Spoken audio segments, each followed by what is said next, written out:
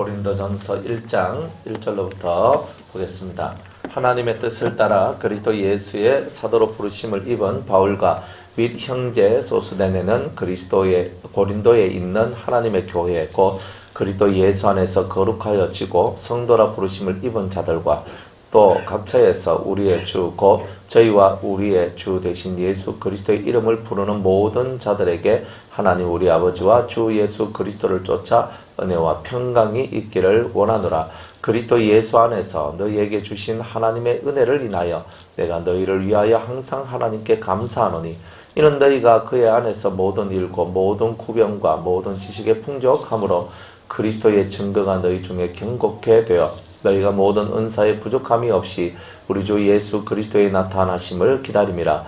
주께서 너희를 우리 주 예수 그리스도의 날에 책망할 것이 없는 자로 끝까지 경고케 하시리라. 너희를 불러 그의 아들 예수 그리스도 우리 주로 더불어 교제케 하시는 하나님은 미쁘시도다. 형제들아, 내가 우리 주 예수 그리스도의 이름으로 너희를 권하노니 다 같은 말을 하고 너희 가운데 분쟁이 없이 같은 마음과 같은 뜻으로 온전히 합하라. 내 형제들아, 글로에의 집 편으로서 너희에게 대한 말이 내게 들리니 곧 너희 가운데 분쟁이 있다는 것이라. 이는 다름 아니라 너희가 각각 이르되 나는 바울에게, 나는 아볼로에게, 나는 게바에게, 나는 그리스도에게 속한 자라 하는 것이니 그리스도께서 어찌 나뉘었느냐? 바울이 너희를 위하여 십자가에 못 박혔으며 바울의 이름으로 너희가 세례를 받았느냐?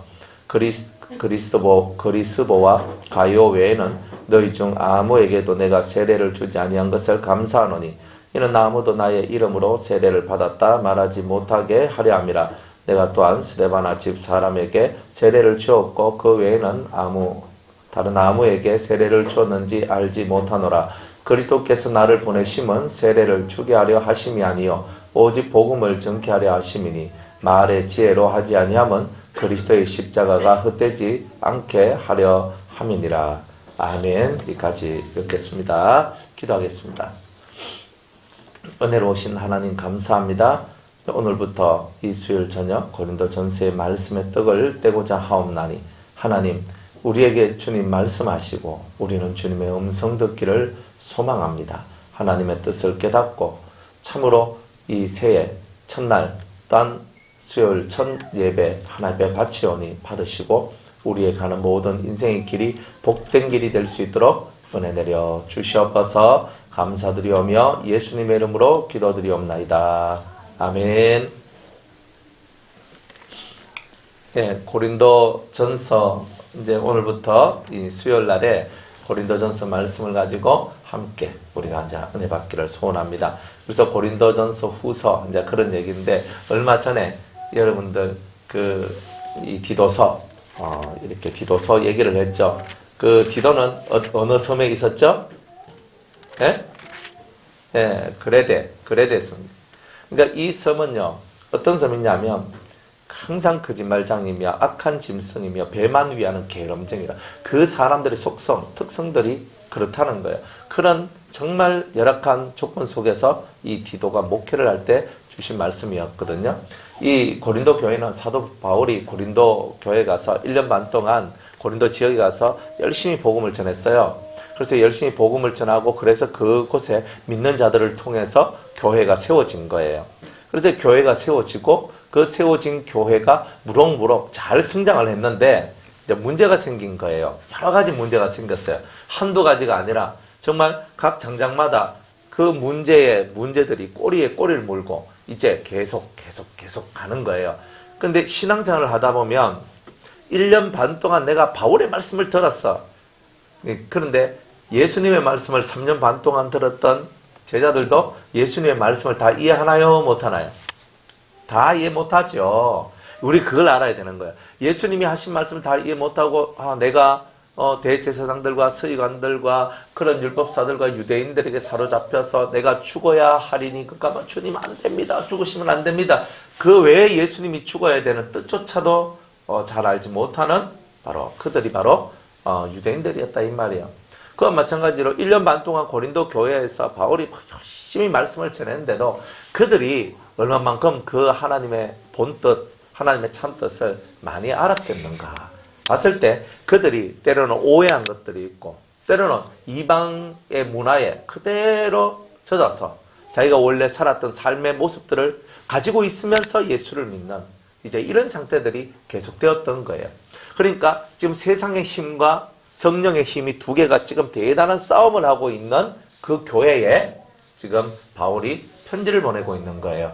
근데 실상 우리의 마음도 항상 성령과 이 세상의 힘이 싸우고 있는 거죠. 계속 싸우고 있는 겁니다. 그래서 싸우고 있는 거예요. 저는 뭐 세상 안 나가는데 전 세상과 상관없습니다. 이미 내 마음이 세상인 거예요. 내 마음속에 세상이 있는데 그 부분이 어떤 부분이냐면 하나님이 없는 부분. 내가 하나님이 다 계시는 것처럼 그래도 내 마음속에는요, 하나님이 여기까지는 안 들어왔으면 좋겠다 하는 그런 보호막을 쳐놓은 그런 구역들이 우리 심령 속에는 있을 수 있어요. 그리고 어떤 부분은 내 자존심, 이건 자존심 상하기 때문에 하나님, 여기까지는 더 이상 말하지 마시고 여기까지는 스탑.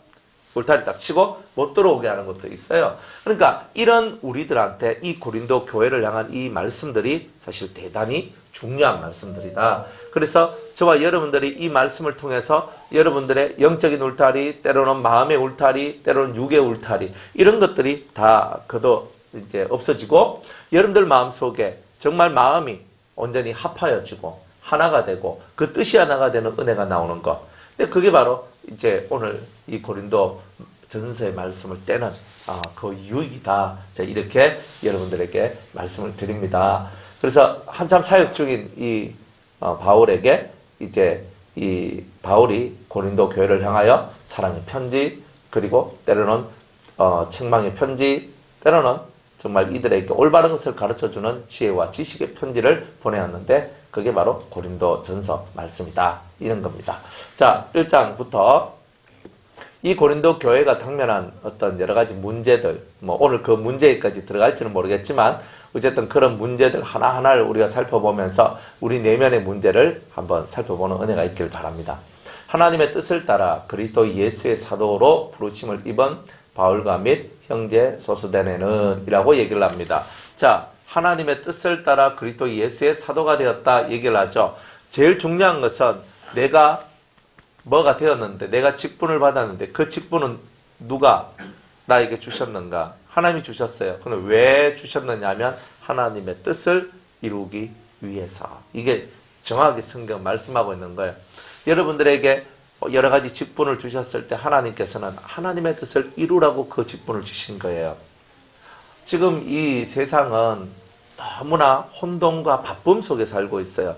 그러다 보니까 많은 짐을 지고 있을 때 내 인생이 무거움을 느끼게 되거든요. 무거움을 느끼게 돼요. 그리고 주님께서 그 인생의 무거움 속에 있는 우리들한테 너희의 무거운 짐은 내한테 내려놓고 나의 가벼운 짐을 지라고 직분을 주신 거예요. 별로 믿음이 안 가요. 세상 짐이 무거울까요? 예수님의 직분의 짐이 무거울까요? 사람들은 말을 합니다. 세상 짐이 더 무겁습니다. 혹은 교회 직분의 짐이 더 무겁습니다. 서로 그저 나름대로의 설득력을 가지고 얘기를 하잖아요.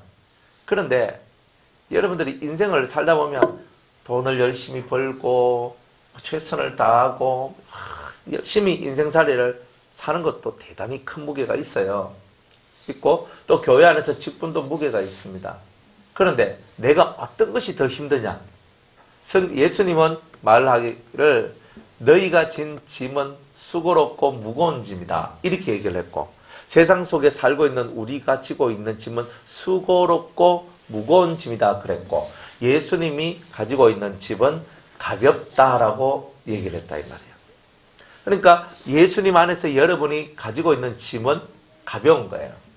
세상의 짐보다. 그걸 왜 가벼우냐? 일이 있어요?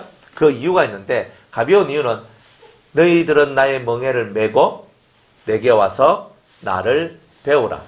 나는 마음이 온유하고 겸손한 자. 주님은 나는 마음이 온유하고 겸손하니까 너희들이 내게로 와서 너희 짐은 내려놓고 나의 멍에를 메고 그리고 나를 좀 배워라. 그럼 우리가 왜 교회에서 여러분이 가지고 있는 직분의 짐이 무겁게 느껴지느냐 하면요. 그것은 그리스도를 배워야 될 우리가 아직 그리스도를 많이 배우지 못했기 때문에 그래요. 내가 배운 만큼 무거움이 사라지는 거예요. 그러니까 교회 직분은 사실 여러분들이 신앙생활 할 때 많은 직분들이 있는데 그 직분은 여러분들을 무겁게 하는 직분이 아니라 오히려 여러분을 예수님을 배우도록 만들어내는 직분이다 이 말이에요. 그런 직분이다. 어떤 분이 이제 저한테 얘기를 해요. 나는 서리 집사 될 자격도 없는데 와 나한테 집사를 주십니까? 하고 이제 그렇게 얘기를 했어요. 그래가지고 제가 그래요. 그래가지고 이제 그 아내분이 저한테 와서 목사님 우리 신랑이 이 서리 집사 그거 하려고 또 이렇게 내가 자격도 없는 내가 아직도 나는 너무 세상 것 하고 싶은 내가 그 직분을 받아도 되겠나? 하면서 그 젊은 부부가 그런 이제 얘기를 서로가 했대요. 그러니까 그 아내가 이제 아내 집사님이 저한테 와가지고 이제 얘기를 하는 거예요. 그럼 목사님 어떻게 하면 좋을까요? 어떻게 하면 좋을까요? 여러분 같으면 무슨 말을 하겠어요? 직분은 무거운 것입니다. 뭐 이래니까 이 하나님께서 우리에게 주시는 모든 지혜를 다 동원해서 그죠? 직분을 받게 하는 게 사실은 중요한 건 아니에요. 직분을 받게 하는 게. 그러나 직분에 대해서 오해하도록 하면 안 되는 거예요. 직분은 자격이 있어서 받는 게 아니고 하나님께서 우리에게 주신 은혜요 선물입니다. 근데 그렇게 얘기했어요. 우리가 여기 이번에 우리 직분자들인데 자격이 돼서 받는 사람 몇 명 되겠어요? 제가 볼 때 한 명도 없는 것 같아요. 진짜 자격이 있어서 직분 받는 사람은 한 명도 없어요. 성경이 말하고 있는 감독자의 직분, 집사의 직분, 뭐 이런 거 장로의 직분 딱 떼어놔놓고 우리 한번 싹 되잖아요. 딱 되면 우리는요 깨 하면서 이렇게 고개 딱 숙이고 있어야 됩니다. 1번 저부터 이제 고개 딱 숙이고 이렇게 머리 쳐박고 있어야 됩니다. 그죠? 주변 장로님도 뭐 장로의 뭐 이렇게 조건 뭐 장로의 자격 잃어버리면 할 말 없습니다. 안 그랬습니까? 뭐 권사의 자격, 권사의 자격은 없지 뭐 장로의 자격이나 집사의 자격하고 한번 살펴보세요. 그러면 또 고개 딱 숙입니다. 왜? 한 개가, 10개가 있어도 그 중에 하나만 걸려도 우리는 고개 숙이게 돼 있어요. 10개 중에 내가 5개는 잘하고 5개 뭐 하니까, 저는 그래도 5개 잘합니다. 이런 사람이 몇 명이나 있겠어요. 보통은 다 자격 얘기를 하면요. 다 엎드러집니다. 제가 자격이 없는데. 가끔 어떤 사람은, 자기 자존감이 너무 뛰어나가지고, 목사님이 정말 이렇게 서리집사 해줄 줄 저는 믿었습니다. 뭐 이런 분들도 가끔가다 한 분씩 나와요. 어떤 분들은 제가 장로가 안 되면 누가 되겠습니까? 하면서 또 이런 분들도 가끔 한 명씩 나와요. 그런데 괜히 시켰다. 막 이런 마음이 막 들거든요. 자기가 나는 돼도 나는 될 만한 사람이다. 이렇게 생각하니까 사실은 자격으로 따지면, 성경에 있는 자격으로 따지면, 우린 어떤 직분도 가질 만한 자격이 없는 거예요. 그런데 하나님께서 우리를 훈련시키시고, 우리를 더 복 있는 하나님의 사람으로 만들기 위해서 우리에게 직분을 주셨다는 거예요. 또 주님은요, 우리에게 이렇게 직분을 주신 이유는 다 우리가 충성된 어떤 기질들이 있기 때문에 하나님은 그걸 보신 거예요.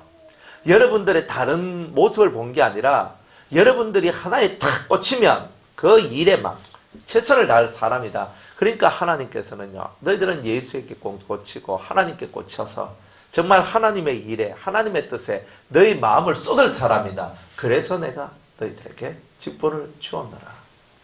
그러니까 우리의 이 모든 것은요, 결국은 우리의 어떤 자격 운운이 아니라 하나님의 은혜로 이 모든 것을 받았고, 단지 우리가 하나님께서 우리에게 주신 이 모든 직분 속에는 나의 충성됨을 하나님께서 원하시니 오늘도 하나님 앞에 충성된 모습으로 하나님 앞으로 나아간다면 저와 여러분의 삶이 얼마나 복이 있겠느냐는 거죠. 자, 그러면서 하나님의 뜻을 따라, 하나님의 뜻이 뭔가, 제가 그 성경 공부 교재를 이렇게 만들었어요. 이렇게 가실 때 하나씩 가져가서 집에 가서 공부도 하시고, 잘 모르겠거든 저 유튜브에 딱 보면요. 그래서 제가 1과부터 이제 제가 말씀을 이렇게 하고 있거든요. 그거 보면서 이거 혼자 좀 공부하시고, 공부하기 전에 이게 좀 찾고 이러면 됩니다. 여기 보면 하나님의 뜻이라 하는 이제 그런 단원이 있어요. 하나님의 뜻. 하나님의 뜻이 뭘까 이거예요. 하나님의 뜻. 하나님의 뜻은요, 그냥 딱 제가 하나로 말씀해 주세요. 이러면 내가 거룩하니 너희도 거룩하라 하는 뜻이에요. 그러니까 하나님의 진짜 뜻은 뭐냐? 거룩이에요. 거룩. 이게 제일 큰 뜻이에요. 그러면 거룩이 생활 속에 펼쳐지면 항상 기뻐하라, 쉬지 말고 기도하라, 범사에 감사하라가 만들어져요. 그러니까 내가 거룩함이 만들어진 사람은 이미 항상 기뻐하고 쉬지 않고 기도하는, 쉬지 않고 되 기도해요. 막 숨이 딱 막힐 건데 쉬지 않고 기도한다는 말은 뭐냐면 항상 내 마음 안에 하나님이 계시는 거, 주님이 계시는 거. 이미 그건 기도가 되는 거예요. 그리고 항상 주님을 의식해요. 주님, 제가 뭘 해야 될까요? 주님, 제가 가야 될까요? 주님, 제가 해야 될까요? 주님, 제가 뭘 할까요? 주님, 항상 이 속에 주님이 계속 마음속에서 막 움직이는 사람, 이 사람은 기도하고 있는 사람이에요. 그러니까 우리는 막 추가익 하고 있지만은 진짜 하나님이 원하는 것은 이 마음을 하나님께 바치기를 원하는 거예요. 여러분의 마음을 하나님께 바치세요. 이 심령을 하나님께 바치면 여러분들의 삶이 살아나는 겁니다. 근데 이 마음을 안 바치니까 기도가 사실 안 되는 거예요. 그 다음에 세 번째, 감사가 절로 돼요. 옛날에는 감사 좀 하이소 이렇게 하다 뭐 감사할 게 있어야죠 하고 이렇게 있었는데 이제는요, 주님이 나와 함께 하시니까 하나님의 뜻이 내 안에 이루어지니까 내 속에서 감사가 팡팡팡팡팡 이렇게 솟아나더라는 거예요.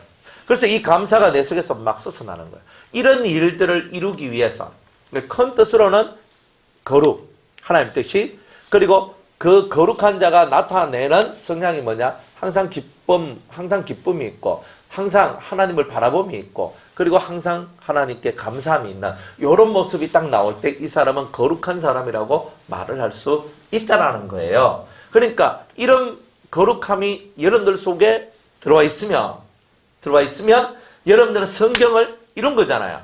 근데 하나님께서 우리를 왜 그죠 불렀어요? 왜 하나님의 사람으로 불렀어요? 이 하나님의 뜻을 이루도록 하기 위하여. 여러분을 부르신 이유는 하나님의 뜻을 이루도록 하기 위하여.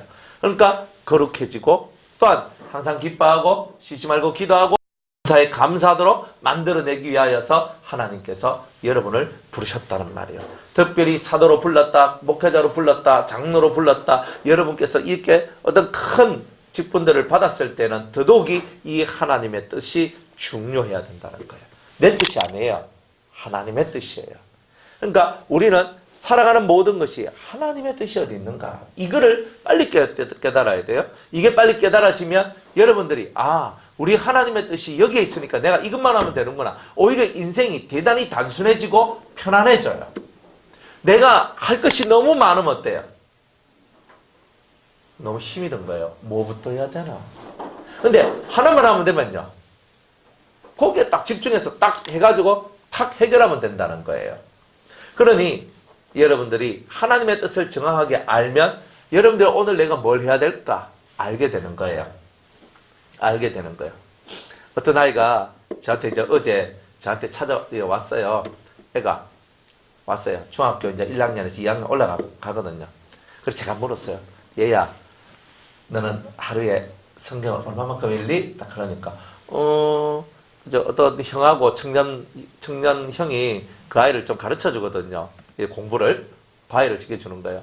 공부를 가르치는데 우리 공부하기 전에 성경 한 장 읽어요. 그래서 아주 자신만만하게 자, 성경 한 장 읽어요. 이렇게 얘기를 하는 거예요. 그래서 제가 얘기를 했어요. 야, 너는 하루에 성경 3장을 읽어라. 그랬어요. 밥도 아침 먹고 점심 먹고 저녁 먹고 그것도 부족해서 간식까지 먹는 사람들이 왜 말씀은 그렇게 안 먹냐? 그래, 이걸 먹어야 된다. 근데 먹어야 될 중요한 이유가 있다. 왜냐하면 사람이 이 세상에서 복을 받으려면 하나님을 알아야 되는데 복을 받을 수 있는 밑거름이 이 성경 안에 기록되어 있다는 거예요. 그러니까 네가 아무리 행복해지고 싶어도 네가 행복할 수 없는 이유는 네가 행복할 수 없는 것만 하기 때문에 그렇다. 그러면 너는 뭐가 그렇게 행복하니? 언제 행복하니? 라고 제가 물었어요.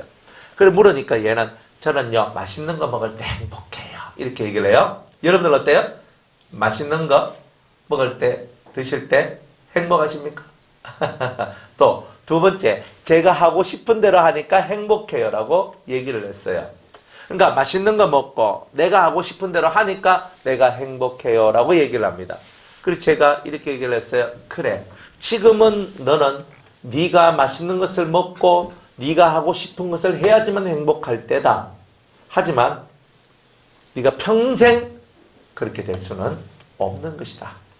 너는 조금 더 질이 높은 행복을 얻어야 되는데 그 좀 더 질이 높은 행복은 어디서 오느냐 하면 하나님께로부터 오는 것이다. 그래서 네가 하나님께로부터 오는 이 하나님의 말씀을 네가 깨닫고 알면 너는 그 안에서 맛있는 것을 안 먹어도 내가 하고 싶은 것을 안 해도 행복할 수 있는 그 길이 열리게 될 것이다. 이제 이렇게 얘기를 했어요. 그러니까 애가 그래가지고 이렇게 하고 있는 거예요. 그래 한 해 동안 그래 성경 3장 읽어 이제 이렇게 얘기를 합니다. 어떤 애가 왔어요. 걔도 중학교 1학년인데 또 2학년 올라가는 애들이 중2 얘네들 보통 애들이 아닙니다. 얘네들은요 중2 자체가 벌써 말로 하잖아요. 진짜 얘네들은 사고가 기발하거든요. 우리하고 생각이 다른 것 같아요.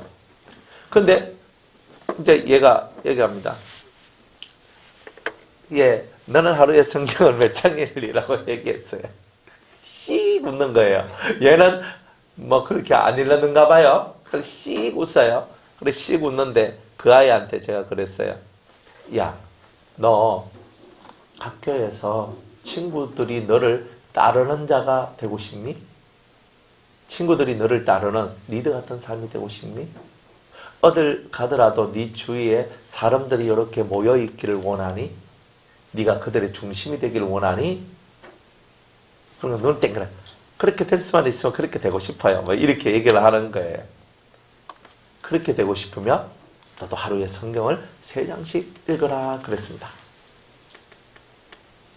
하나님이 주신 그 지혜와 하나님이 주신 능력이 들어와야 사람이 너한테 모이는 거다. 우리 보고는 하나님이 세상의 빛이라 그랬는데 이 어둠 속에 빛이 하나가 탁 있으면 밤에 날벌레들이 막 찾아와서 그 빛 앞에 막 모여서 막 이렇게 춤을 추고 있는 그런 모습이 있잖아요. 그런과 같이 이 하나님의 말씀이 빛과 같다는 거예요. 그러니까 여러분들이 성경을 읽어야 될 중요한 이유들이 정말 너무 많아요. 그런데 이 모든 것을 종합하니까 여러분이 거룩해지고 그리고 여러분들이 항상 기뻐지고 감사하게 되고 하나님을 바라보게 되는 그런 일들이 나오게 된다는 거예요. 이거를 이루게 하기 위하여서 여러분들이 오늘도 이 자리에 앉아 있다는 겁니다. 행복하고 싶습니까? 눈에 보이는 것 가지고는 절대 여러분들이 잠깐 행복할 수는 있어요. 그러나 행복하지 않아요. 여러분들 저 이렇게 애를 보잖아요. 저는 진짜 애를 좋아하거든요. 애를 막 줄줄 빠는 사람이에요. 그러니까 애가 너무 좋아. 그럼 제가 탁 안아가지고 그래 누구야 가서 막 톡톡톡 하거든요. 걔를요 제가 한 30분 정도는 기쁜 마음으로 볼 수 있어요. 그런데 1시간쯤 되면 야 아들 엄마는 뭐 한호가 마음이 이렇게 생각나요. 제가 애를 진짜 좋아하거든요. 그런데 한 1시간쯤 보면요 갑자기 막 온몸이 막 뒤틀려지고 힘이 들기 시작하는 거야. 한 2시간쯤 되면요 화가 나는 거예요. 얘네 엄마는 애 맡겨놓고 아직까지도 안 오노. 내 정말로 하면서 이렇게 막 전화통 들고 왔다 갔다 하고 있는 거예요 지금.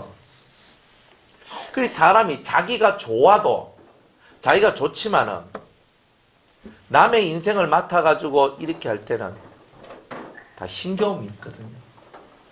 그러니까 여러분들이 좋아서 하는 일이라 할지라도 힘겨움은 항상 있다는 거예요. 그러니까 여러분들이 그 좋은 것을 열심히 해가지고 행복해지려면 거기에 여러분들이 원하는 것 이상의 원하는 이상의 성과가 나와야지만 행복해요. 그러니까 얼마나 피곤하겠어요. 그죠? 만약 우리 문건사님이 한 달에 500 벌려면 몇 집을 다녀셔야 되겠어요? 한 달에 500 벌려면 그냥 막 쉴 새 없이 그냥 탁탁탁탁탁탁탁 하면서 가가지고 막 타기 잡아가지고 막 그러면 진짜 그 다 하고 나서 집에 딱 오면은 탈진될 거야 아마. 너무 힘이 없어서 아무것도 못하겠죠. 그만큼 내가 목적은 나 한 달에 500 벌 거야. 그래서 나 한 달에 500 벌 거야 생각하고 내가 뛰어들어가지고 열심히 했지만 내가 원하는 대로 성과를 이루지 못하고 그러면 내가 400만 원 벌었는데 실망을 해요. 사실 500만 원도 진짜 대단한 거지만 400만 원, 한 달에 400만 원 버는 것도 대단한 거거든요. 그런데 행복이요. 나는 500만 원 벌어야 되겠는 사람이 400만 원 벌으면요. 그 100만 원 못 버는 것 때문에 불행한 것처럼 느껴져요. 그러니까 인생이 얼마나 불행해요. 좋은 것을 가지고 있어도 그 좋은 것을 갖고 누릴 수 없는 게 우리다 이 말이에요. 그런데 하나님의 은혜가 여러분들 속에 들어오면 50만 원 갖고 한 달 살았게 도 감사합니다. 10만 원 갖고 한 달 살아라 해도 감사합니다. 그냥 돈을 100만 원 줘도 감사합니다. 200만 원 줘도 감사합니다. 5만 원 줘도 감사합니다. 10만 원 줘도 감사합니다. 이게 저절로 감사가 나와요. 이 사람 속에는 거룩이 있는 거예요. 하나님의 뜻은 여러분이 이렇게 살기를 원하는 거예요. 그러니까 자세히 보면 우리가 세상 속에서 뭔가가 되어졌기 때문에 행복한 것은 잠시 잠깐으로 끝나버리지만 내 내면 속에서 주님이 나와 함께 하시고 거룩이 만들어진 이 세계 속에서 흘러나오는 것은 영원한 행복과 기쁨을 누릴 수가 있다는 거죠. 이것을 사람들의 세계에 전파하라는 거예요. 여러분들 자식한테 소망을 걸고 있는 사람은요. 자식이 잘 돼야 행복합니다. 자식이 안 되면요. 행복할 수가 없어요. 남편한테 소망을 걸고 있는 분들은요. 남편이 돈을 벌거나 직위가 올라가거나 아니면 대단히 성공하거나 이거 안 되면요. 남편한테 실망하는 거예요. 실망합니다. 그래 자식한테, 남편한테, 부모한테, 아내한테, 옆에 있는 친구, 형제 자매한테 우리는 다 실망할 수밖에 없어요. 기대치가 너무 높고 또한 기대만큼 그들이 나를 위하여 일하지 않을 때는 항상 마음에 껄끄럼을 가지고 있어요. 어떻게 행복하겠어요? 그러니까 주님은 너희는 이 세상에서 떠나라라고 했는 거예요. 이 세상은 뭐냐?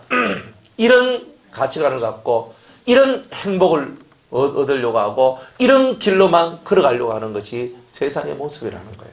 근데 우리는 다른 그 어떤 것을 줘도 그것은 아무것도 아니라는 것을 아는 거예요. 이것은 훅 불면 휙 날아가야 될 먼지와 같은 거예요. 돈, 먼지입니다. 훅 불면 다 날아갑니다. 명예, 훅 불면 다 날아갑니다. 국회의원 됐습니다. 명예 얼마나 명예롭습니까? 대통령 됐습니다. 얼마나 명예롭습니까? 그러나 그 명예도 그 권세도 권불 10년이라 10년 아니에요. 우리나라는 5년 안에 다 끝나버려요. 정말 그런 거 아닙니까? 행복합니까? 예전에 제가 이명박 대통령이 대통령 끝마치고 내려와가지고 본인 와이프하고 같이 짜장면 집에 갔대요. 중국 집에 가가지고 짜장면 한 그릇을 탁 먹으면서 하는 말이 이게 사람 사는 게 아니냐. 자기는 청와대 속에 들어가가 살지만 옛날로 따지면 궁궐에 들어가 산 거예요.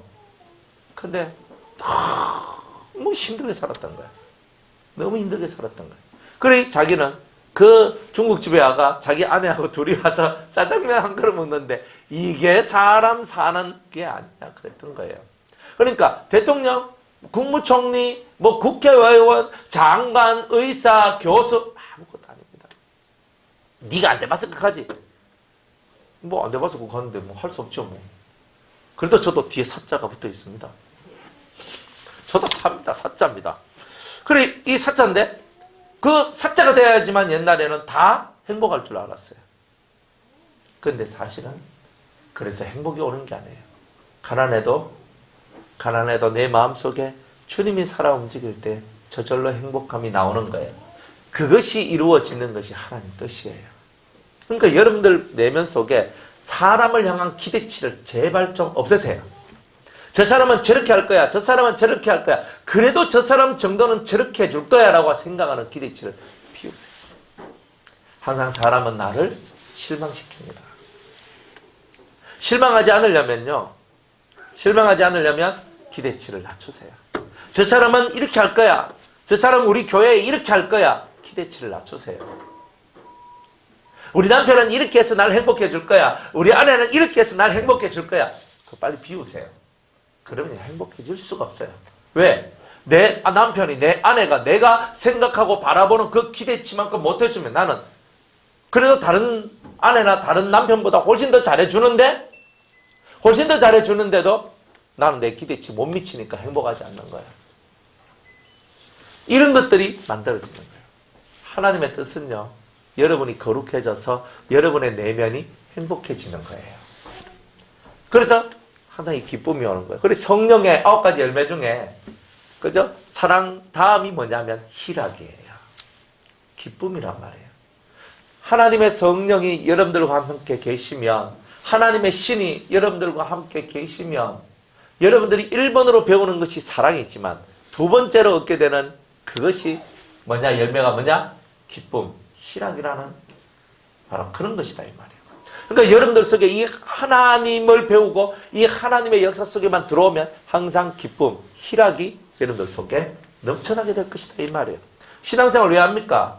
기쁨을 얻기 위해서 하는 겁니다. 신앙생활 이거 하면 나의 마지막 종착역은 어디입니까? 에덴 동산입니다. 눈에 보이는 에덴 동산 말고 내 심령의 동산이 에덴 동산이 되는 겁니다. 에덴의 이름 뜻이 뭡니까? 기쁨입니다. 그러니까 여러분의 마음의 세계가 하나님이 주신 기쁨으로 충만해진다면 신앙생활 잘하고 계시는 겁니다. 근데 신앙생활이 기쁘지 못한 이유는 뭐냐?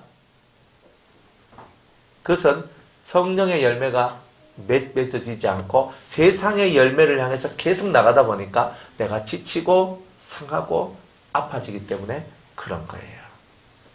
그러니 여러분이 진실로 이 하나님의 뜻에 의해서 여러분들이 부르심을 입었다면 정말 이 뜻을 제대로 이해하고 제대로 사람들에게 전파하고 제대로 여러분의 삶을 살아야 되지 않겠습니까?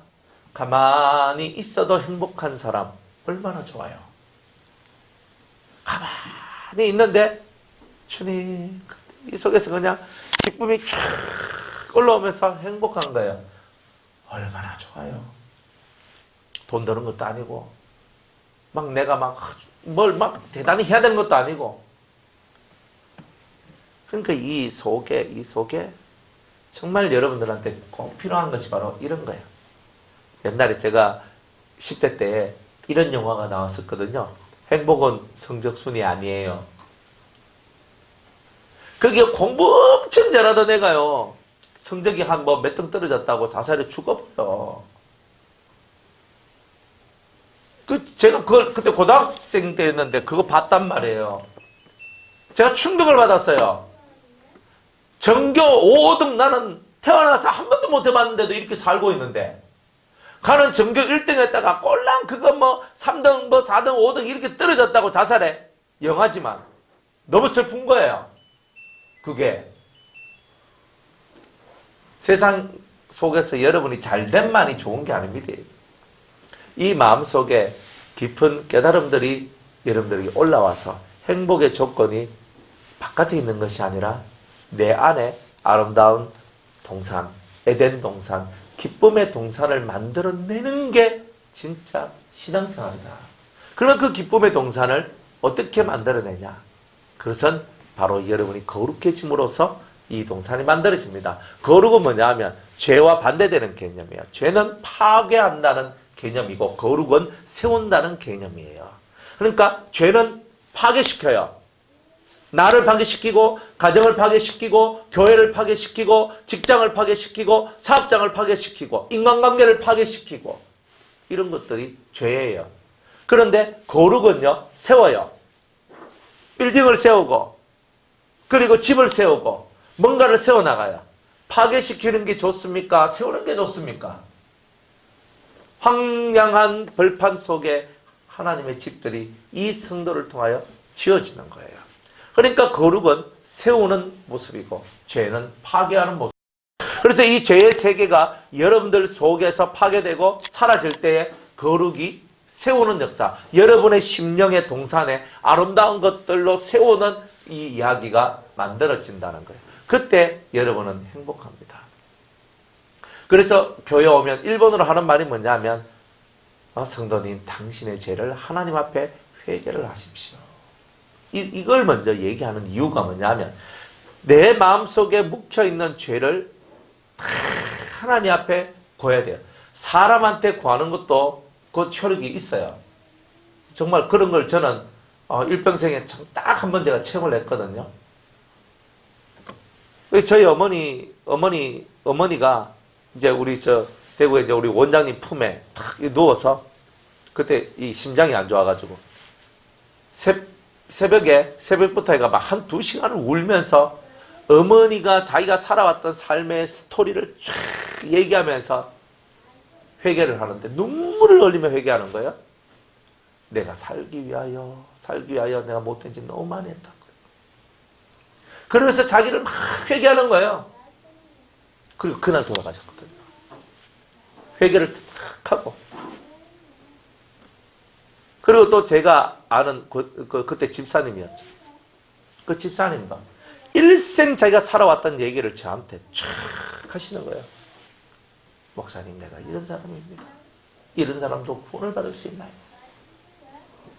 그래서 제가 그런 분도 구원을 받을 수 있습니다. 그러면서 그분이 그 얘기를 쭉 하면서 한없이 눈물 흘려요. 우리는 하나님 앞에서 한없이 흐르는 이 눈물의 회개가 사실은 필요한 거예요. 그럴 때에 우리의 영혼이 잘 되고 우리의 영혼이 하나님 앞에 복을 받게 되는 그런 일들이 있게 된다는 거죠.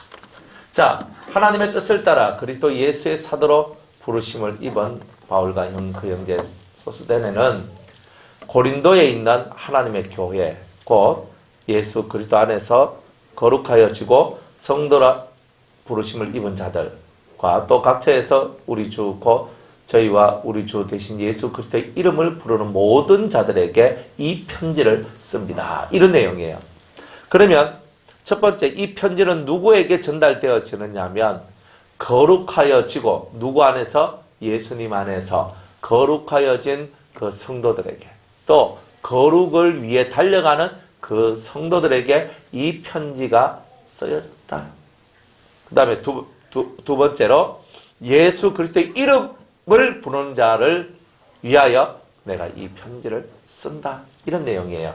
그러면 이 말씀은 우리가 예수님의 이름을 부르는 것, 누구든지 주의 이름을 부르는 자는 구원을 얻으리라. 내가 살면서 힘들고 어렵고 괴로운 날이 왔을 때 주여 라고 부르는 거예요. 예수여 나를 구원하소서. 내 심령을 다해서 주여 나를 도우소서. 이 심령을 올리는 거단 말이에요. 그런 자한테 이 성경이 생명이 되고 도움이 되고. 두 번째로는 그죠? 이게 두 번째 내용이죠. 첫 번째는 내가 거룩해지기 위해서 힘쓰고 노력하는 자한테 이 말씀이 효력이 있게 될 것이다.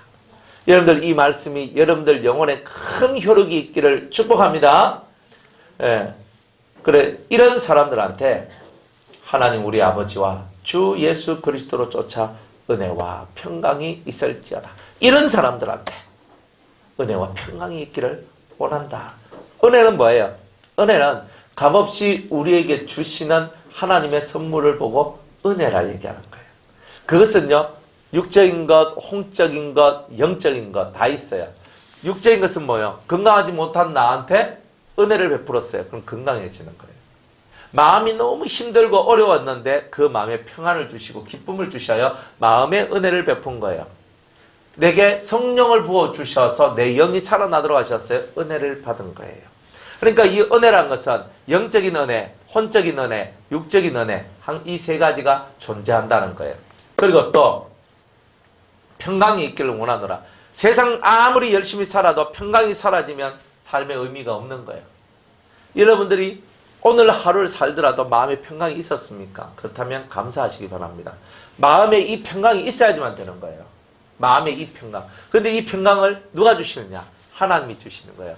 그래서 평화 평화로다 하늘 위에서 내려오네. 평화는 하늘에서 내려온대요.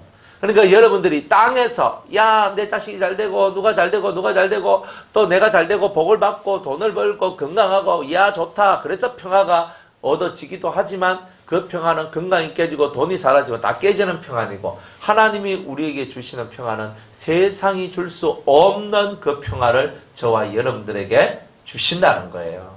세상이 줄 수 없는 평화. 바로 이걸 여러분이 얻어야 예수 믿는 기쁨이 생기는 거예요.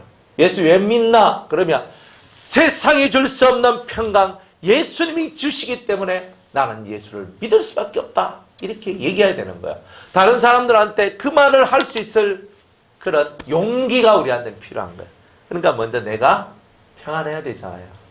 얼굴이 꾸리꾸리하면 어떻습니까? 야, 안 돼요. 그러면 네 예수 안 믿나? 네 얼굴 보면 꾸리꾸리한데 네 별로다. 내가 요즘에 죄 때문에 회개한다고 꾸리꾸리 안 하나? 조금만 기다리라. 내 회개 다 끝나면 활짝 핀다. 이렇게 얘기해 줄 수 있어야 된다고요. 뭐가 약점 잡힌 것도 아닌데 네 와 이리 꾸리꾸리하노? 네 와 이리 어둡노? 네 와 이리 힘들게 살아가노? 그래 여러분이 할 말이 있어야 돼요. 누가 여러분들한테 무슨 말을 하더라도 그들에게 뭐 말을 해줄 수 있는 사람들이 되는 거예요. 힘드니? 그럼 세상에 힘 안 든 게 어디 있습니까? 이렇게 얘기할 수 있어야죠. 아프니? 안 아프고 성장할 사람이 어디 있습니까? 이런 말을 해야 되잖아요. 아프니? 그때 우는 거야. 제가 아파요. 뭐예요? 이미 낙심한 자잖아요. 이미 낙담한 자잖아요. 환난 때에 낙심함을 다른 사람한테 보이면 내 힘이 없다는 것을 내가 보여주는 것이다 이 말이에요. 이 환난 때에는, 이 어려울 때는 절대 낙심한 모습과 낙담한 모습을 보이지 마라. 그리고 자기를 지켜라. 그 잠언서를 그렇게 읽어야 되는 거예요. 이제 오늘부터 1월 1일이니까 요번 주 금요일까지만 조금 놔두고요. 제가 뛸 거예요. 그리고 이제 주일부터는 이제 잠언서 이렇게 쫙 걔가 백독 이제 만들어가지고 이제 부처가 할 거거든요. 잠언서 백독 쉽습니다. 성경 창세기부터 요한계시록 읽는 것보다 잠언서를 반복해서 읽는 것이 훨씬 더 쉬워요. 그런데 이 잠언서를 백독하면 틀림없이 여러분 인생이 바뀔 겁니다. 진짜 바뀔 겁니다. 그러니까 잠언서를 100번 읽는 거예요. 100번 읽으려고 하니까 365일인데 180일이거든요. 180일에 백독하려면요. 하루에 7, 8장 뭐 이렇게 읽어야 되는 것 같아요. 내가 15장 읽으니까 6개월이면 15장 읽으면 하루에 15장 읽으면 한 달에 20번 읽잖아요. 대충 하루에 10장씩 읽으면 10번을 읽어요. 그러면 6개월이면 60번을 읽어요. 하여튼 어떻게든 좋습니다. 성경을요 여러분들이 이렇게 읽고 이 지혜의 말씀이 여러분들 속에 들어오면 인생이요 바뀝니다. 그리고 여러분들 머리가 터져나가요. 이 머릿속에 막혀있는 것들이 확 뚫혀져 나가요. 진짜 이게 돼야 돼요. 본인들 머리가 막혀져 있는지 사람들은 다 몰라요. 근데 하나님께서 그걸 뚫어주는데 뭐가 뚫어주냐면 말씀의 능력으로 뚫어져요. 사람 찾아가지 말고 하나님께 여러분이 엎드러지는 거예요. 그러면서 바보같이 앉아 계세요. 등신같이 앉아 계세요. 그러면서 성경을 하나씩 하나씩 읽어보세요. 내가 알아도 앉아있고 몰라도 앉아있어야 돼요. 열매는 엉덩이가 굳건한 자한테 열매가 나옵니다. 자기 자리에 가만히 앉아있는 비가 오나 바람이 부나 어떤 일이 있어도 자기 자리에 앉아있는 그 사람이 복을 받아요. 항상 자기 자리에 있어야 되는 거예요. 자기 자리를 떠나면 고통이 시작돼요. 잠시 잠깐 좋은 것 같아도 좋은 거 하나도 없어요. 하나님께서는 우리가 열매를 맺기 위해서 농부의 인내를 바라보라. 욥의 인내를 바라보라. 그들이 어떤 결말을 얻었는지를 바라보라고 얘기하면서 항상 인내하라고 얘기하시는 거예요. 그래서 바보같이 그 자리에 가만히 앉아서 목사님이 성경 읽으라 해서 이번 6개월 동안은 내가 한번 백독 읽으려고 하루에 그 성경 잠언서 15장 이상은 내가 읽어야 되겠나. 이런 마음을 가지고 여러분들이 성경을 한번 읽어보세요. 바보같이. 순종이 제사보다 낫고 듣는 것이 수양의 기름보다 낫답니다. 그래서 우리가 잠언서 한 100번 정도 읽으면요. 여러분들 얼굴이 확 펴질걸요. 안 펴지면 제가 가서 다리미를 확 밀어가지고 펴드릴 테니까 열심히 한번 읽어보십시오. 인생에 고난이 있거든요. 그 고난을 헤쳐나갈 수 있는 참된 지혜가 이 잠언서 속에 있어요. 우리 6개월 동안 한 100번 우리 열심히 한번 읽어봅시다. 그죠? 지금 읽는 속도로 하면 여러분들 대충 저기 보니까 뭐 3독하고 이제 4독 뭐 들어가시고 뭐 와 제가 놀랬거든요. 그죠? 야 3독도 유의 부족해서 4독까지 들어가시나. 어쨌든 이제 돌아오는 주일날에 그 선물을 드려야 되잖아요. 일단 3독상, 2독상, 1독상, 참가상. 참가상은 뭐냐면 저기에 점 하나 찍은 분들은 참가상 드리는 거예요. 예, 우리는 후한 교회잖아요. 후하게. 그래서 점 하나라도 찍었다 그러면 참가상. 네, 1독상, 2독상, 3독상이 있습니다. 하여튼 그렇게 해서 이제 함께 우리가 축제를 하고 기쁜 마음으로 서로 즐거워하는 거예요. 헤이, 내 얼마 못 읽은 뭐 얼마 못 읽을 수 있어요. 그러나 성경을 한 장이라도 읽었는 게 얼마나 감사합니까? 내가 1년가도 내가 성경 한 장도 안 이렇게 덜치는 내가 야 이번에 내가 한 10장 읽었다. 여러분들은 혁신적 10배의 변화가 만들어진 거예요. 이거는. 그러니까 여러분들이 할 수 없고 또 하지도 못했던 것들을 하는 것은 복이 있는 거잖아요. 그래서 기본에 충실하세요. 이 기본에 충실하면 됩니다. 기본에 충실하면 됩니다. 그래서 6개월 동안 우리 잠언 100독에 한번 도전해 보십시다. 잠언 100독 하신 분들에게 또 선물을 또 준비하겠습니다. 그래서 나는 99독 했습니다도 선물 있습니다. 나는 50독 했습니다도 선물이 있습니다. 근데 50독 이하는 선물 주기가 조금 그래요.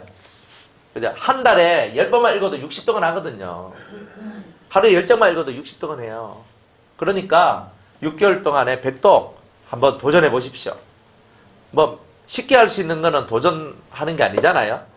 뭐 올라갈 수 있는 건데 이러지만 좀 쉽게 할 수 없는 부분을 여러분들이 해낼 때 아마 여러분들이 잘 되지 않겠는가 이렇게 생각을 합니다. 그렇지만 그게 어려운 거 아닙니다. 하루에 20장씩 읽으면요. 하루에 20장씩 읽으면 와 3일에 2번 읽잖아요. 그러면 한 달에 20독 6개월이면 120독을 하는 거예요. 우와 땡큐죠. 그러니까 열심히 한번 해보세요. 평강이 언제 오느냐? 하나님이 나를 사랑할 때 내려와요. 나를 불쌍히 여기고 긍휼히 여기실 때 평강이 내려와요. 그러니까 하나님이 나를 사랑하시거나 혹은 나를 불쌍히 여기도록 만드는데 어떻게 해요? 바보같이 등신같이 뭐 여가작해도 안 가고 저가작해도 안 가고 이거 하작해도 안 하고 저거 하작해도 안 하고 저는 기도하고 성경 읽습니다. 니는 미쳤다 해도 그 자리에 앉아있고 이런 사람은 평강이 내려와요. 그런 시험을 이겨내야 돼요. 여러분들 성경 읽는 것 때문에 여러분들 자식이요 맨날 직장도 안 가고 성경만 읽고 있다 그러면은 그 아들을 좋게 보겠습니까? 야야 그래도 직장 안 가고 네가 뭐 그래야 되겠지. 네 이렇게 있으면 네 안 된다 야. 우리 이렇게 할 거 아닙니까? 만약 내 자식이요 아무것도 안 하고 성경만 읽겠다고 아버지 저한테 3년만 주십시오. 왜? 제가 아무것도 안 하고 3년 동안 저는 성경 읽고 기도만 하겠습니다. 이렇게 만약 저한테 얘기한다면요. 저는 쌍수를 들고 환영합니다. 네 모든 거 다 대줄 테니까 너 해라. 그 3년이 그 아이의 인생을 진짜 바꿔놓을 거거든요. 그 3년 내가 네 밥 먹여줄게. 3년 동안 너는 휴대폰 필요 없지? 휴대폰 압수. 휴대폰은 끝. 컴퓨터 필요 없지? 골방 하나 딱 만들어가지고요. 거기 딱 박아놓고 화장실만 갔다 나와라. 화장실만 갔다 오고 그지? 주는 밥만 먹어. 그리고 그 안에서 나오지 마 3년 동안. 그래 주일날 예배 드릴 때만 나와. 뭐 이렇게 한다든지. 예배만 드리고 막 바로 방으로 가. 이렇게. 아니 그 애가 3년만 살아봐요. 이 아이 진짜 거룩한 아이가 될 거예요. 근데 뭐 내 새끼든 너무 새끼든 그렇게 하는 사람을 제가 아직은 못 봤어요. 진짜 여러분 이렇게 보면 저래가 어떻게 세상살이 하겠습니까? 어떻게 저렇게 해가지고 인생살이가 되겠습니까? 사람들 이렇게 생각하죠. 그런데요. 그런 사람한테 하나님이 붙어 계시고 하나님께서 정말 평강을 내려주셔요.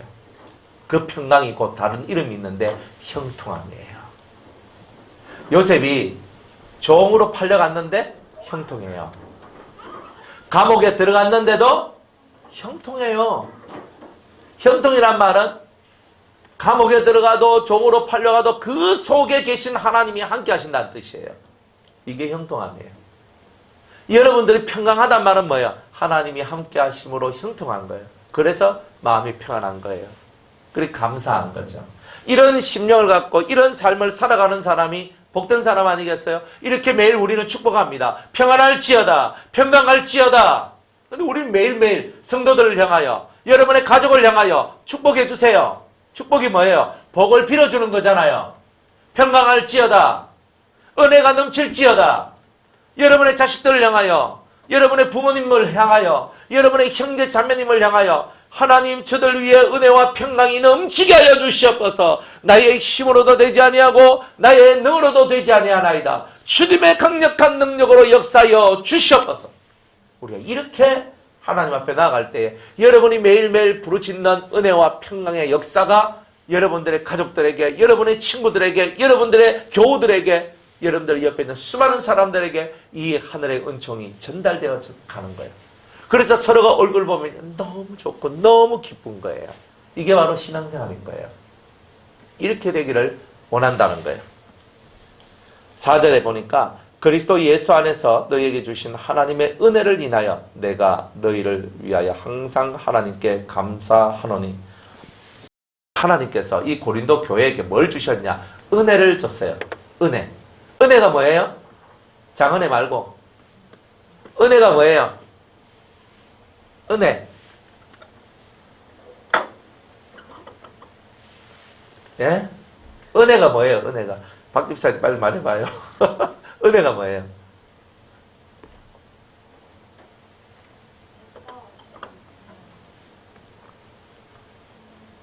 은혜란 말은요, 내 공로가 없는데 그가 날 사랑하거나 불쌍히 여겨서 내게 주는 일종의 영육간의 모든 선물들, 이걸 보고 은혜라는 거예요. 근데 가장 중요한 것은 내가 한 게 없는데 이거예요. 내가 아무것도 한 것이 없고 내가 아무것도 이룬 것이 없는데도 사랑을 받았어. 그리고 내 죄를 용서해 줬어요. 그리고 내 길을 열어줬어요. 이걸 보고 은혜라는 거예요. 근데 고린도 교회에는요, 값없이, 즉 내가 하나님께서 이 일을 해라고 너는 내가 이 일을 했으니까 넌 이 일을 해라, 이런 게 아니고 하나님께서는 이 고린도 교회한테 정말 아무것도 바라지 않는 순수한 그 주심이 그들에게 있었다는 거예요. 뭘 줬느냐? 영혼의 것을 허락해 주셨다는 거예요. 그러니까 여러분들도 하나님 앞에 은혜를 받아야 되는데 어떤 은혜를 받아야 되냐면 영혼이 잘 되는 은혜를 먼저 받으셔야 한다는 거예요. 그래서 그 은혜를 인하여 내가 너희를 위하여 항상 하나님께 감사한다. 은혜를 받아야 감사가 나와요. 내가 받아도 감사가 나가고 네가 받아도 감사가 나와요. 저 성도가 은혜를 받았어요 하는데 내가 그걸 보는 내가 감사가 나오는 거예요. 이 담임 목사하고 부목사의 차이가 있거든요.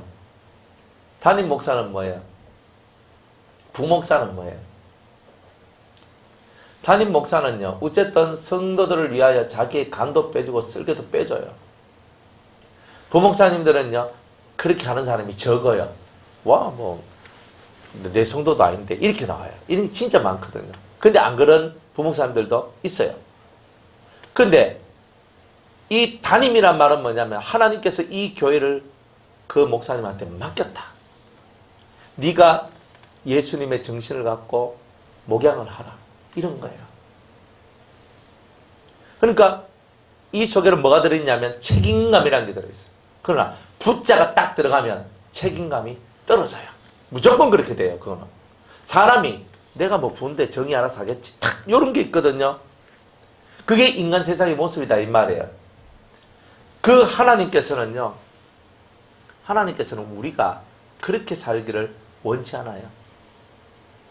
하나님은 우리가 늘 하나님 앞에 감사하고 진심 어린 감사를 해야 되는데 때로는 내가 담임이기 때문에 무거워서 힘이 들어서 지치고 상하고 아이고 뭐 목사 때려치우자 하는 생각이 들 때도 있거든요. 그러면 그때 뭘 해요? 그때 그런 마음이 들 때에 뭘 생각하느냐 하면 하나님이 내게 주신 은혜를 생각하는 거예요. 그래서 감사가 나오는 거예요. 여러분들이 받은 은혜가 없으면 언제 여러분이 힘드냐면 받은 은혜가 없는 사람은 여러분들 인생 속에 괴로움과 고통이 왔을 때 그것을 넘어갈 수 있는 힘이 없어진다는 거예요. 그런 것이 없단 말이에요. 그래서 은혜를 받은 사람만이 감사를 할 수 있고 은혜 받은 사람을 옆에 보면 그게 또 감사가 나요. 제가 여러분들이 은혜 받는 것을 보면요 대단히 감사를 하거든요. 하나님 감사합니다. 옛날에는 저 생각도 못했는데 이제 저 생각을 할 수 있고요. 옛날엔 저분이 저 정도 말밖에 못했는데 이제는 이 정도 말을 할 수 있습니다. 하나님 너무 감사합니다. 주님의 은혜입니다. 이게 목자의 감사거든요. 성경이 말하고 있는 이 바울의 감사는 이런 감사예요. 옛날에 여러분하고 지금 여러분이 다른 거예요. 정말 다른 거거든요. 그러니 이런 감사가 넘쳐나기를 원한다는 거죠. 이는 너희가 그의 안에서 모든 일 곧 모든 구변이 뭐냐? 말과 모든 지식의 풍족함으로 부유하게 되었다는 거예요. 그러니까 무슨 은혜를 받았냐면 입에서 하나님 말씀이 줄줄줄줄줄 나오고 그리고 그 지식이 막 줄줄줄줄 나온다는 거예요. 그러니까 지식의 말씀들이 이 속에서 막 나온다는 거예요. 하나님 말씀이 살아서 내 속에서 막 나온다는 거예요. 그래서 내가 너희를 인하여 감사한다. 이렇게 얘기를 하고 있는 거예요. 이게 하나님이 주신 은혜다. 그리고 여러분 입에서 무슨 말이 나와요?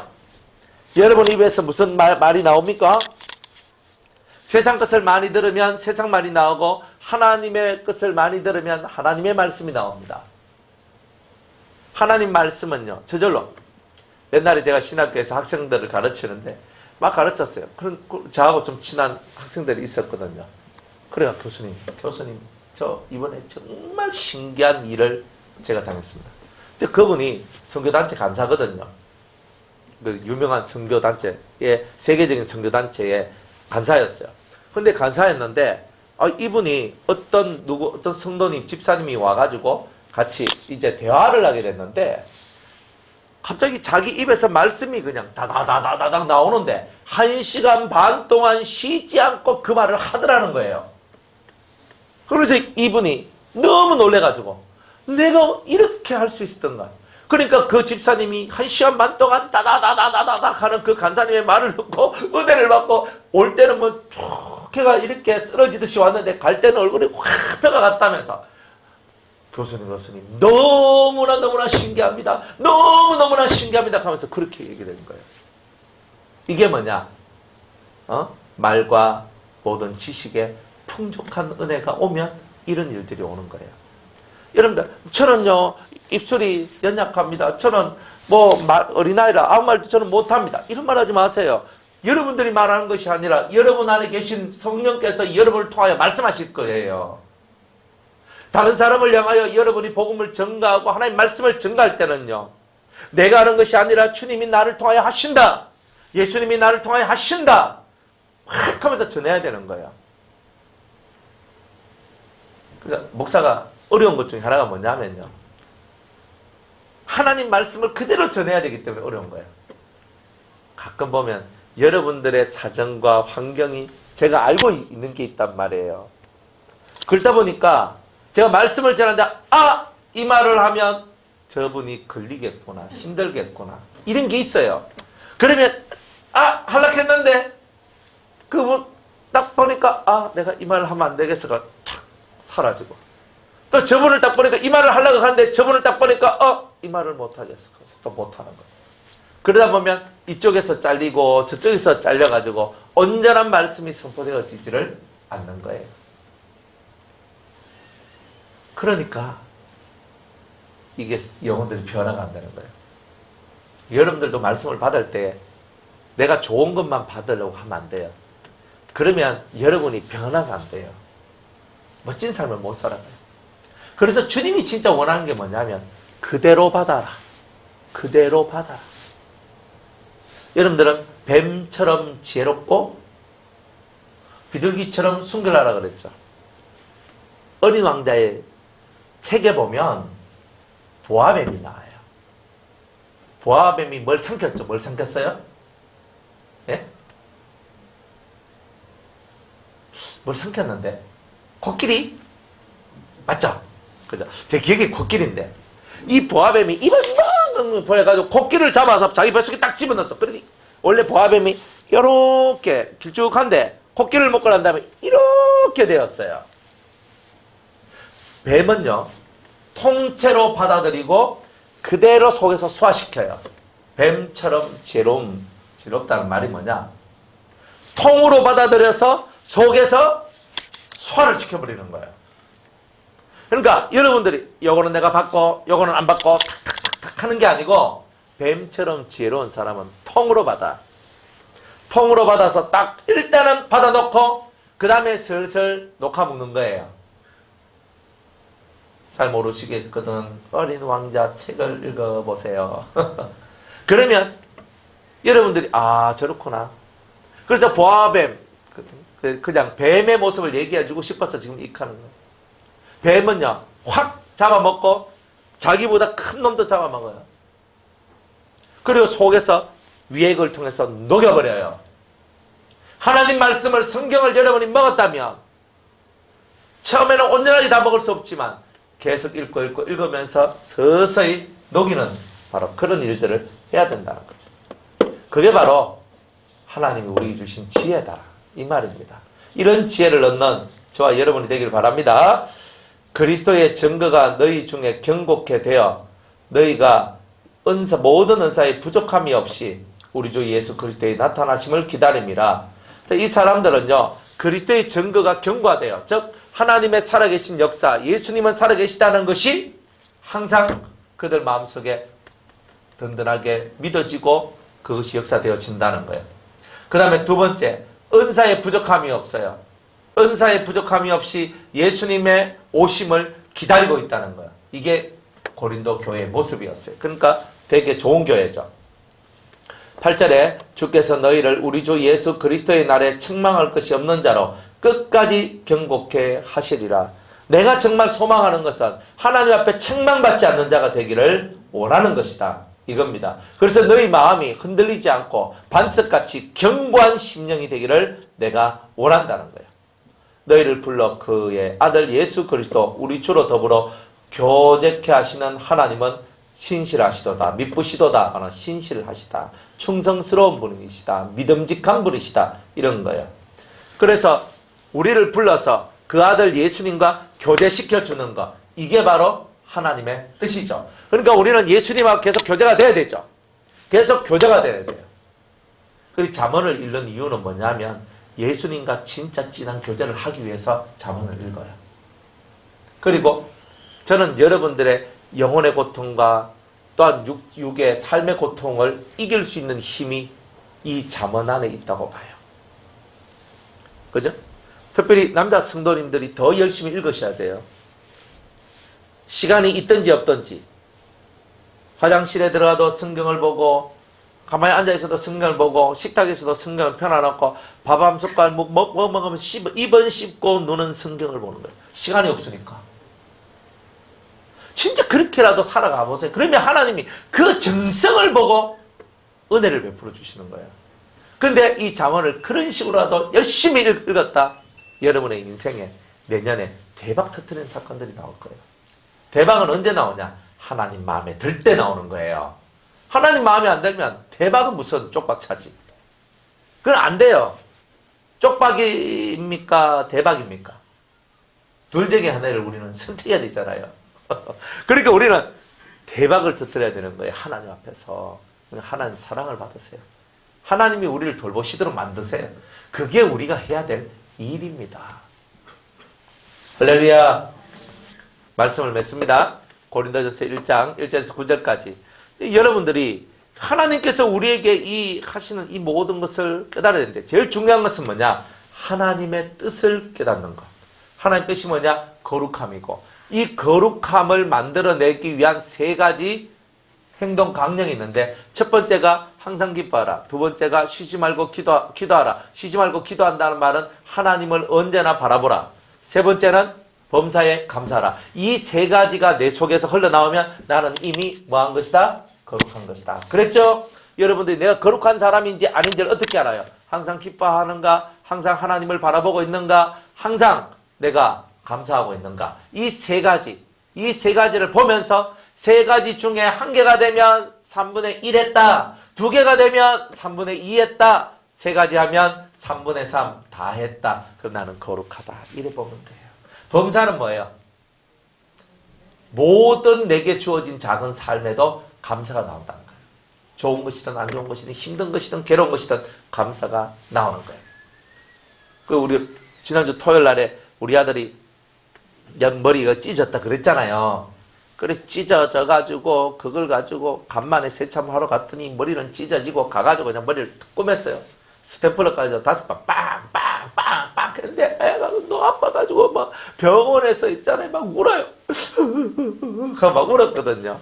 그래 참 걔는 우는데 나는 왜 그렇게 웃음이 나는지. 그죠? 아들내미는 안에서 울고 저는 웃었어요. 그래 웃었어요. 그리고 하루가 지나고 드레싱하고 그 다음 또 하루가 지나서 또 드레싱을 했어요. 그래 월요일날 저하고 같이 병원에 갔었어요. 그래 가가지고 5방 찍어놨으니까 어떻게 됐는지 그래 그냥 소독만 해도 가면 안 됩니까? 그러니까 오늘은 꼭 선생님을 만나시고 가야 됩니다. 1시간을 기다려가지고 선생님을 만났어요. 그래 선생님을 만났어요. 그래 딱 어디만 목요일날 이걸 뽑을 겁니다. 아니 토요일날 다쳤는데 목요일날 이걸 뽑는데요. 이 길이가 이만하거든요. 이만한 길이가 이만큼 갈라졌단 말이에요. 이걸 5방 스탬플로 찍어가지고 했는데 아니, 목요일날 한 5일, 6일 뭐 그 정도 만에 회복이 되는 거예요. 그러면서 저한테 뭐라고 얘기하냐면 이 머리는 피가 잘 돌기 때문에 빨리 안 옵니다. 또 이런 거예요. 참, 다리가 째졌으면 한 달 걸긴데 그래도 머리가 째지 5, 6일 만에 해결되네. 그래 참 제가 이걸 바라보면서 하나님께서 다치게 하는 부위도 생각하셔서 하고 그리고 빨리 해결되고 그래 이제 내일 되면 애가 이제 이거 풀거든요. 풀어. 그래요. 탁 풀어. 그러니까 얘가 얼마나 홀가분하겠어요. 일주일 만에 모든 것이 다 해결되잖아요. 그러니까 하나님 앞에서는 우리 인생이 이렇게 됐으면 좋겠다는 거예요. 때로는 갈라지고 찢어지고 피가 났는데 회복되는 거는 급속도로 회복되는 거예요. 하나님의 뜻 안에 있고 하나님의 은혜 안에 있는 사람은 이렇게 되는 거예요. 그리고 급속도로 되어지는 이 은혜는요. 하나님을 바라보세요. 그리고 우리 아들하고 제가 얘기를 했거든요. 야, 네가 왜 이렇게 머리가 찢어졌노? 하나님께서 너한테 하실 말씀이 아니겠나? 그러니까 또 요 녀석이 또 머리를 쓰는 거야. 하나님께서 나를 깨닫게 하시는 뜻이 3분의 1이요. 아버지가 물을 쌌으니까 아버지가 3분의 1이요. 내가 잘못했으니까 내가 3분의 1. 이렇게 하고 있는 거야. 이 자식이 아직 덜 됐네. 그래 애들은요 극하고 있는 거예요. 근데 하나님은요 어떤 사건 속에서도 말씀하시는 게 있어요. 그 음성을 들으세요. 될 때도 음성이 들리고요. 못 될 때도 하나님의 음성이 들려요. 그래서 겸손한 자만이 하나님을 바라보는 자만이 그 음성을 들을 수 있어요. 그런 자는 거룩해지고 그런 자는 하나님의 뜻을 이루어냅니다. 다음 주에 10절 이하의 말씀 전하도록 하겠습니다.